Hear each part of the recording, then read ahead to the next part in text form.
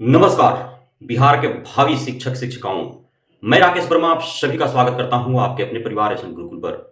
साथियों, आप सभी को यह मलाल होगा, आपका दिल में कहीं न कहीं यह खलन होगा कि आपका ही परिवार के किसी भाई का, बहन का, आपके किसी चचेरे, ममेरे, फुफेरे, मौसेरे भाई-बहन का या फिर आपके किसी आस-पड़ोस के, किसी गाँव मोहल्ले के किसी दोस्त यार का, किसी हित रिश्तेदार का शिक्षक के रूप में नौकरी प्राप्त हो चुका है। वह टीआरई 1, टीआरई 2 के माध्यम से शिक्षक बन चुका है या फिर वह इस योग्य है कि टीआरई 3.0 या 4.0 के माध्यम से वो शिक्षक बन जाएगा, लेकिन आपके पास वो योग्यता नहीं है। तो साथियों, अब समय आ चुका है, प्रारंभ कर दे आज ही से। यह बेहद ही सुनहरा अवसर आप सभी को प्राप्त हुआ है कि 2024 के अप्रैल माह बीतने के तुरंत बाद मई में ही 3 मई से आप सभी को बीएड संयुक्त प्रवेश परीक्षा हेतु आवेदन करने की तिथि आरंभ हो चुकी है। तो साथियों, आप सभी को ज्ञात है कि बीएड 2 वर्षीय कोर्स है।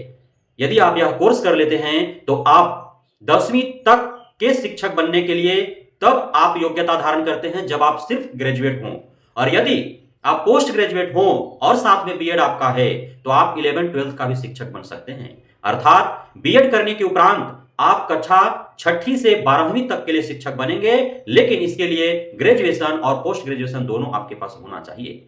आप किस विषय से आपने ग्रेजुएशन किया है, किस फैकल्टी से आपने ग्रेजुएशन किया है, किस विषय किस फैकल्टी से आप पोस्ट ग्रेजुएशन आपने किया है, उसी विषय उसी फैकल्टी का आप शिक्षक भी बनेंगे।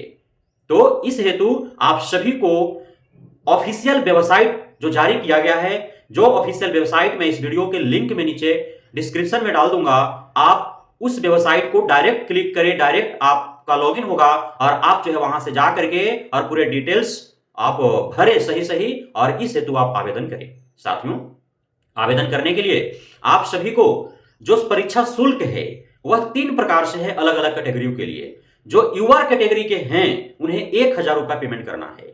जो ईडब्ल्यूएस हैं, ओबीसी हैं, ईबीसी हैं, उन्हें 750 रुपए पेमेंट करना है, और जो एससी एसटी पीएच हैं उन्हें 500 रुपए पेमेंट करना है। तो यह परीक्षा शुल्क है। महत्वपूर्ण तिथियों की यदि बात करें तो 3 मई से 26 मई तक आवेदन होने हैं बिना किसी विलंब शुल्क के, और 27 मई से 2 जून तक विलंब शुल्क के साथ आवेदन करेंगे आप।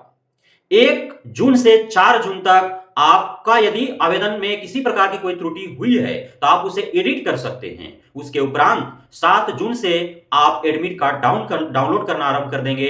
25 जून को आपका परीक्षा संपन्न हो जाएगा और रिजल्ट आपका जुलाई में, अगस्त से काउंसलिंग आरंभ हो जाएगा। अर्थात 2024 में ही आप बीएड में नामांकन करवा पाएंगे। 2026 में आपका फाइनल हो जाएगा। उसके बाद आप जो है स्टेट देंगे, सीटेट देंगे। सीटेट आप सेकेंड ईयर में हो तब भी दे सकते हैं, स्टेट आप जो है बीएड कंप्लीट होने के बाद देंगे। सीटेट भी प्रत्येक वर्ष 2 बार हो रहा है, स्टेट भी प्रत्येक वर्ष 2 बार आयोजित होने हैं। तो उसके बाद वैकेंसी का इंतजार करेंगे, तैयारी में लगे रहेंगे, वैकेंसी आएगा और फर्स्ट ही वैकेंसी में आप जो है उसे अच्छे अंक से उत्तीर्ण करके मेरिट लिस्ट में जगह बना पाएंगे और आप शिक्षक बन जाएंगे। तो साथियों, पूरे बिहार में 13 यूनिवर्सिटीज के अलग अलग कॉलेजों के लिए लगभग 35,000 कुल जो पद है बीएड हेतु, तो उस पर नामांकन हेतु आप जो है इस प्रवेश परीक्षा में आप सम्मिलित हो पाएंगे। नोडल केंद्र जो है वह है ललित नारायण मिथिला यूनिवर्सिटी और नोडल अधिकारी जो है वह है अशोक कुमार महतो। तो नोडल केंद्र और नोडल अधिकारी के द्वारा जो है यह विज्ञापन जारी कर दिया गया है। हालांकि पूर्व में भी अप्रैल में ही फॉर्म आवेदन करने की बात कही गई थी, लेकिन चुनाव प्रक्रिया होने की वजह से जो है उसे स्थगित कर दिया गया था। अब मई में जो है और चुनाव प्रक्रिया समाप्त होते होते तक आवेदन की प्रक्रियाएं समाप्त हो जाएंगी। उसके बाद जून में जो है एडमिट कार्ड जारी करके एग्जाम ले लिए जाएंगे। तो यह कुल जो है आपके लिए महत्वपूर्ण सूचनाएं बीएड को लेकर के। यदि ऑफिशियल वेबसाइट की बात करें तो 2 अलग अलग वेबसाइट है।